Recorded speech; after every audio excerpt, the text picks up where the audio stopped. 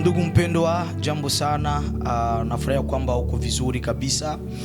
Na siku ya leo nitaka nikuambie jambo moja kubwa sana ambayo labda unaijua lakini huwa mara kwa mara unaipuuzia.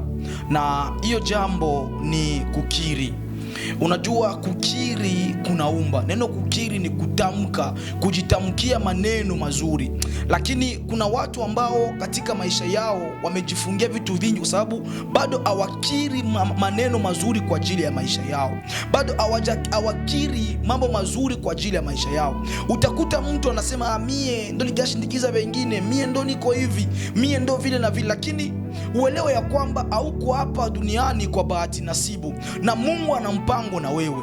Ningawaje watu watasema hapana anajitapaka, watu wanasema hapana ngoka anajikuruare, lakini ingawaje huko unajikuruare, ujikuruare, lakini unajua nini uko unafanya katika ulimwengu wa roho. Kwa sababu katika ulimwengu wa roho ni lazima ukiri mambo mazuri, kwa sababu kama uko unakiri, Biblia inasema ya kwamba kukiri kunaumba.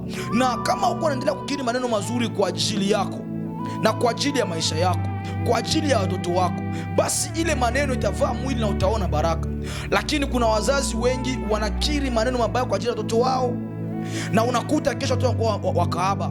Iko naambia watoto aseme wewe utakuwa mbalaka, wewe utakuwa kahaba wewe, na wakati ule mtoto wako atakuwa kahaba.